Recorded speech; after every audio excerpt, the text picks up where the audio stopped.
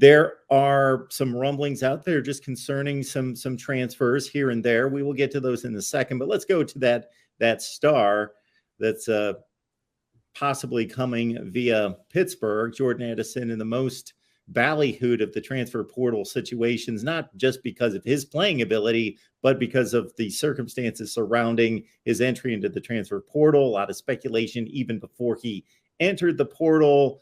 Pat Narduzzi's whining, griping concern, however you want to phrase that. Where do you think we stand on Jordan Addison, and do you anticipate any kind of timetable here? Yeah, I don't have a strong feel for where we stand. And let's keep in mind that, I thought that, on the recruiting trail, Josh Connerly was signed, sealed, and delivered to USC. Like I was anticipating that. Didn't happen. So many abrupt, jarring plot twists in this offseason. And of course, an offseason which began at USC the day after the BYU game in late November when Lincoln Riley was hired. We all remember Bruce Feldman tweeting out that USC might take a swing at Lincoln Riley, and I just instantly said, come on, get real. And ever since that Sunday in late November, it's been one plot twist after another. And to be more precise, and for all the people in the comments here at the Voice of College Football, another instance in which I was loudly wrong and in which my suspicions or my inclinations did not prove to be accurate. But that's where we are. We're seeing a new era in college sports. It's something we talked about around a month ago after the Connerly snub of USC when he went to Oregon, that the decisions which might seem logical on paper don't necessarily manifest in reality. I think the pandemic has just created a new culture. I mean, it's given Americans in all walks of life, various professions, just license to go the road less traveled, to do something that before the pandemic they might not have been alerted to, might not have been aware of. But we're living in a new reality, I think, Mark, where people, I think, are more liberated to make, their own choice. They're not following the larger script the culture holds out for them. And so it was very natural and understandable with Jordan Addison, to kind of bring the conversation back to that particular point, that, when rumors surfaced of an NIL deal, that, of course he's not going to say no to Lincoln Riley. Of course he's not going to say no to Los Angeles and the allure of playing with Caleb Williams and this rising juggernaut, back from the ashes, back from the rubble. It just all made sense. It made for a great, convenient story. It also made for a very easy Lincoln Riley as villain story, that here he is muscling in the portal and NIL and in what is basically now pay for play.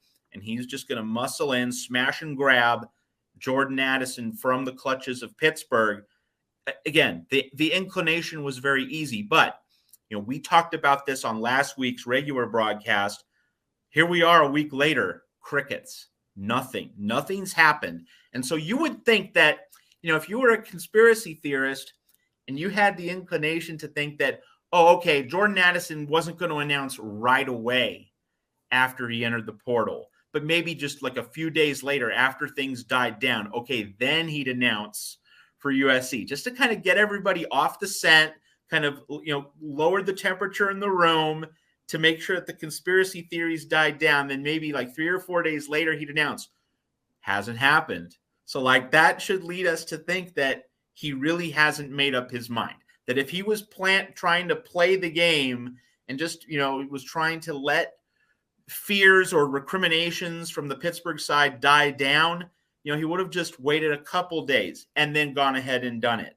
But if he hasn't made an announcement by now, here we are on May 10, that should lead us to think that he really hasn't made his decision. Why would you delay it if you knew where you were going to go? And more specifically, from a USC standpoint, if Jordan Addison and Caleb Williams really are that close, and Caleb Williams, by the way, he tweeted, I think it was Fox College Football Twitter, tweeted out, where do you think Jordan Addison should play? Caleb Williams, tweeted USC in response to that over the weekend. I think it was on Saturday, might have been late Friday. But so Caleb Williams is invested in this.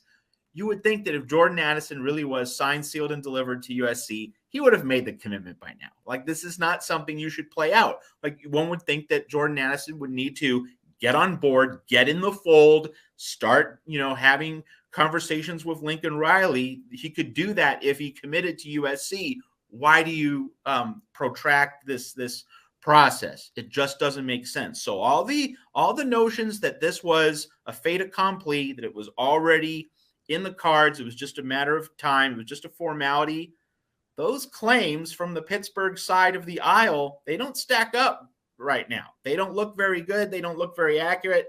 So for all the ways in which I've been wrong about various aspects of the coaching carousel and the transfer portal carousel and Josh Connerly, we're just seeing an era in which the thing that makes sense to us logically on the surface doesn't always happen. Actually, it isn't even happening most of the time. No, it's not.